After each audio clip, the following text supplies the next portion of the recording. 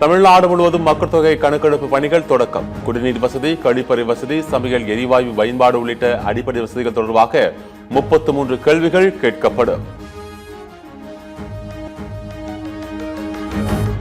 தாவேக ஆட்சி கவிழ்ப்பு வழக்கில் திருவல்லிக்கேணி காவல் நிலையத்தில் செந்தில் பாலாஜி ஆஜராகி கையெழுத்து. உதவிவரம் தொடர்பாக செந்தில் பாலாஜியிடம் 2 மணி நேரம் விசாரணை. ஆக்கப்பூர்வ அரசாக மக்கள் பிரச்சனைகள் மீது கவனம் செலுத்தாமல் தன் மீது வழக்கு போடுவதில் மட்டுமே தாவேக அரசு கவனம் செலுத்துகிறது. முன்னாள் அமைச்சர் செந்தில் பாலாஜி விமர்சனம்.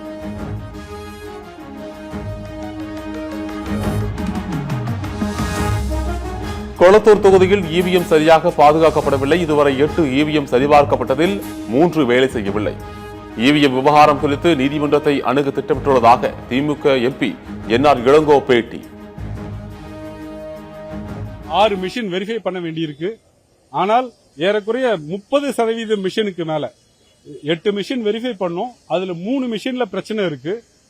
30%க்கும் அதிகமான இந்த வாக்குப்பதிவு இயந்திரங்கள் சரியாக இல்லாததனால் எங்களுக்கு இந்த மொத்த நடைமுறையிலுமே நம்பிக்கை இல்லை.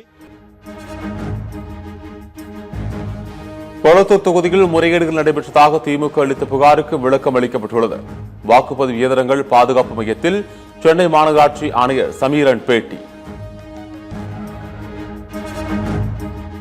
மாமல்லபுரத்தில் நடைபெற்ற காங்கிரஸ் கட்சி மாவட்ட தலைவர்கள் பயிற்சி முகாம் நிறைவு. கட்சியின் வளர்ச்சி, அரசியல் வியூகங்கள் குறித்து நிர்வாகிகளுடன் ராகுல் காந்தி ஆலோசனை.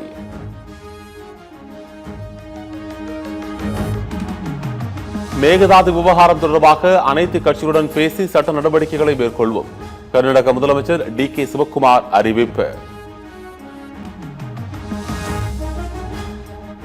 காவிரி விவகாரத்தில் தனி ஆவர்த்தனம் செய்ய நினைத்து தனிமைப்பட்டு நிற்கிறார் முதலமைச்சர் விஜய். கர்நாடகா சென்றால் காவிரியை கையோடு எடுத்துக்கொண்டு வந்துவிடலாம் என முதலமைச்சர் நினைத்தாரா எனவும் திமுக தலைவர் மு.க. ஸ்டாலின் கேள்வி.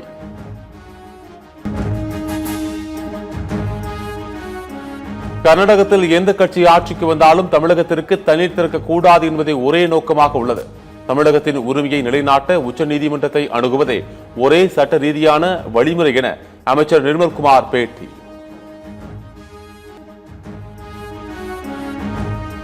காவிரி ஆற்றில் நீரை திறக்காத கர்நாடக அரசை கண்டித்து ஒகேனக்கலில் தேமுதிக ஆர்ப்பாட்டம். பொதுச் செயலாளர் பிரேமலதா விஜயகாந்த், சுதீஷ் எம்பி மற்றும் தேமுதிக நிர்வாகிகள் கர்நாடக அரசை கண்டித்து முழக்கம்.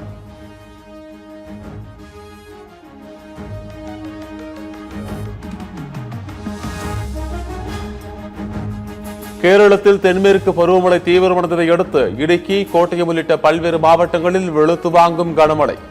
இடுக்கியில் ஏற்பட்ட நிலச்சரிவில் சிக்கி 3 பேரின் சடலங்கள் இதுவரை மீட்பு.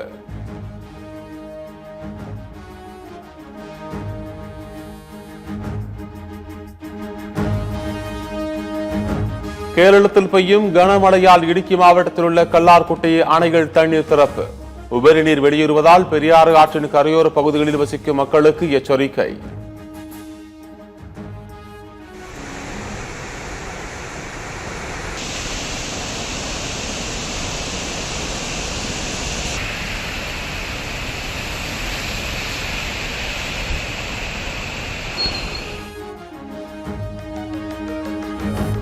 கேரள மாநிலம் இடுக்கியில் பெய்து வரும் தொடர் கனமழையால் தேசிய நெடுஞ்சாலைகளில் மண் சரிவு ஏற்பட்டு போக்குவரத்து பாதிப்பு.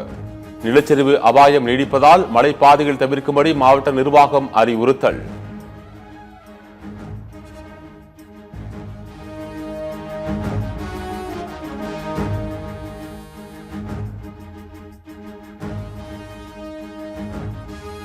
தென்காசி மாவட்டத்தில் சிற்றாற்று வெள்ளத்தில் சிக்கி தவித்த முதியவர் பத்திரமாக மீட்பு. வெள்ளத்தின் நடுவே சிக்கியவரை கயிறு கட்டி மீட்ட தீயணைப்புத் துறை.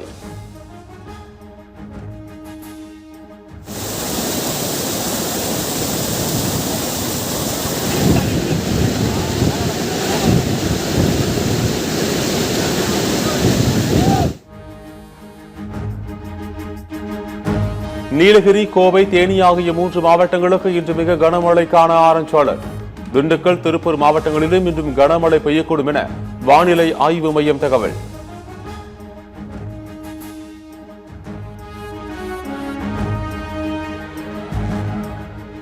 நெல்லை மாவட்டம் மணிமுத்தாறு, செக் போஸ்டில் மாஞ்சோலை மக்களை பேருந்தில் செல்லவிடாமல் தடுத்த வனத்துறை.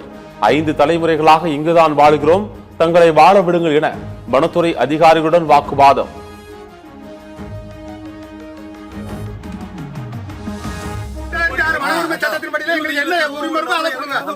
வன உரிமை சட்டத்துல உங்களுக்கு என்ன உரிமை இருக்கு? எங்களுக்கு உரிமை இருக்குல்ல. என்ன உரிமை? தலைமுறை வாழ்ந்திருக்கோம், 4 தலைமுறை அங்கதான் இருந்திருக்கோம். நான் பிறந்ததே அங்கதான், பிறந்த சர்டிபிகேட் அங்கதான் இருக்கு.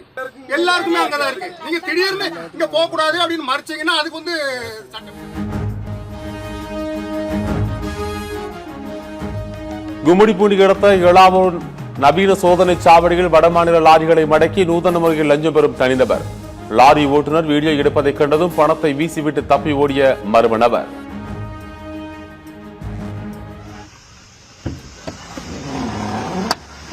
क्या नाम है आपका?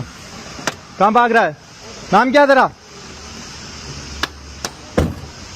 ये देखो पैसा, ये देखो भाग रहे पैसा लेके, मेरे से पैसा लिया. ये देखो ओपन में पैसा ले रहे हैं यहाँ पे ड्राइवरों से. சென்னை மெட்ரோ ரயிலில் கடந்த ஜூலை மாதத்தில் மட்டும் 1,06,00,000 பயணிகள் பயணித்து புதிய சாதனை. குறிப்பாக கடந்த 24ஆம் தேதி ஒரே நாளில் அதிகபட்சமாக 3.84 லட்சம் பேர் பயணம். ஆந்திர மாநிலம் போகவரம் பகுதியில் 5,640 கோடி ரூபாயில் கட்டப்பட்ட அல்லூரி சீதாராம ராஜு சர்வதேச விமான நிலையம் பிரதமர் நரேந்திர மோடி திறந்து வைத்தார்.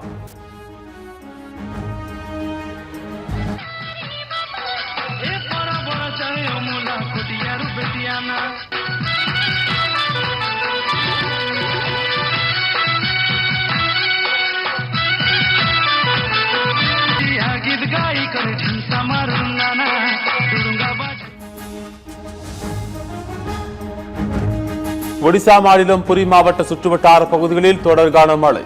வீடுகளுக்குள் மழைநீர் புகுந்ததால் மக்களின் இயல்பு வாழ்க்கை அடியோடு பாதிப்பு.